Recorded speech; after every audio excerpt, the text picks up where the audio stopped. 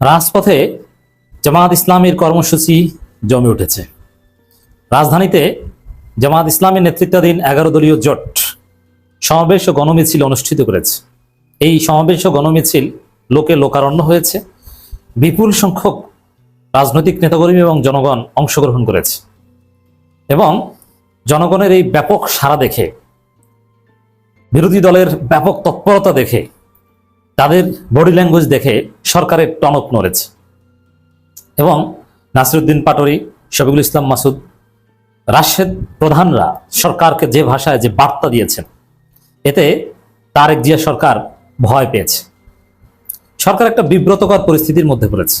এমনিতেই সরকারের চারদিকে সংকট আর সংকট, সরকার কুলিয়ে উঠতে পারছে না, চারদিকে অন্ধকার, ভয়াবহ লোডশেডিং, ভয়াবহ জ্বালানি সংকট, অর্থনৈতিক অস্থিরতা, বিশ্বব্যাংক IMF টাকা দেওয়ার কথা বলেও এখন আর টাকা দিতে চায় না, মরার উপর খাড়ার ঘা। এর মধ্যে আবার বিএনপি সরকার মব করছে, মব প্রশ্রয় দিচ্ছে, ভিন্ন মত দমন করা শুরু করেছে, অ্যাক্টিভিস্ট ফেসবুকে লেখার অপরাধে গ্রেপ্তার করা হচ্ছে।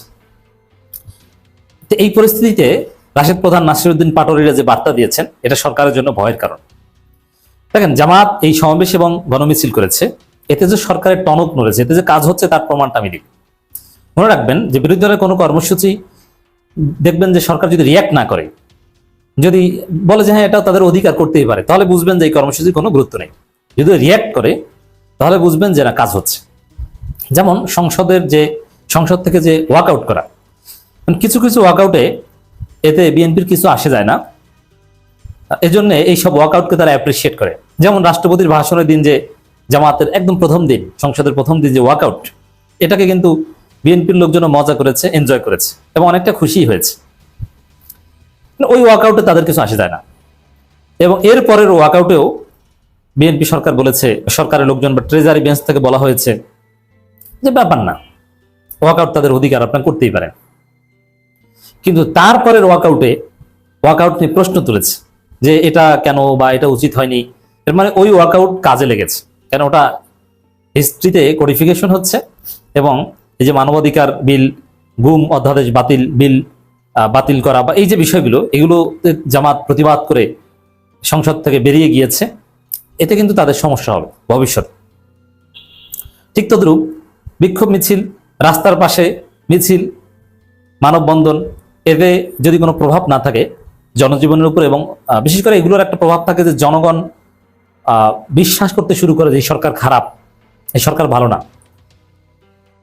এই প্রভাব যদি থাকে তখন সরকার রিয়াক্ট করে যে না, এই কর্মসূচি এটা ঠিক হচ্ছে না, এই গণভোগান্তি হচ্ছে, বিরক্তিকর, এরকম করতে দেওয়া হবে না, এরকম নানান কথাবার্তা সরকার বলে যদি কর্মসূচির তাৎপর্য থাকে। এখন কিন্তু বিএনপি সরকারের লোকজন, বিশেষ করে বিএনপির যারা অ্যাক্টিভিস্ট, তারা আজকে দেখলাম যে জামাতের যে এই সমাবেশ এবং গণমিছিল, এই গণমিছিলের ছবি শেয়ার করে নানানভাবে এটা স্ক্রুটিনাইজ করে তারা ব্যাখ্যা দেওয়ার চেষ্টা করছে যে এই যে গণভোগান্তির কারণ করছে, এই যে জামাত এত বড় গণমিছিল করছে, এত বড় প্রোগ্রাম করেছে, রাস্তা আটকে সমাবেশ করেছে, এতে তো জনগণের প্রচুর ভোগান্তি, এই অমুক জায়গা যান তমুক জায়গা যান। তো এরকম বলতে বলতে সামনে বাধা দিবে, এক পর্যায়ে বলবে যে অনুমতি লাগবে। তো এই যে রিয়াক্ট করা, এটাই প্রমাণ যে সরকারের টনক নড়েছে। এবং জনগণ রাস্তাঘাটে, বাসে এবং চায়ের দোকানে সরকার গালাগালি করে। জামাতের এই কর্মসূচির ফলে জনগণ সাহস পাচ্ছে এবং জনগণের কাছে বার্তাগুলো পৌঁছে যাচ্ছে। জনগণের ব্যাপক সাড়া এবং লোকে লোকারণ্য জামাতের কর্মসূচি জমে উঠছে, তার প্রমাণ এটা। দর্শক, বার্তাগুলো দেখেন, বিশেষ করে হিট বক্তব্য দিয়েছেন 3 জন, নাসিরউদ্দিন পাটোয়ারী, রাশেদ প্রধানের এক একটা বক্তব্য এক একটা বুলেট, যার ফলে রাশেদ প্রধানের পেছনে লেগেছে বিএনপি। রাশেদ প্রধানকে বিএনপি ভয় পায়। রাশেদ প্রধান তারেক রহমানকে ফাঁসিয়ে দিয়েছেন, তারেক রহমানকে একটা ভদ্র ভাষায় গালি দিয়েছেন। ওটা গালি না, কুলাঙ্গার, এটা একটা ভালো শব্দ। এটা BCS পরীক্ষা দিতে হলে মুখস্থ করতে হয়, বিশ্ববিদ্যালয়ে ভর্তি পরীক্ষা দিতে হলে মুখস্থ করতে হয়, বইতে পড়ানো হয়, এটা কোনো নোংরা শব্দ হতে পারে না। তো এটা বলেছে।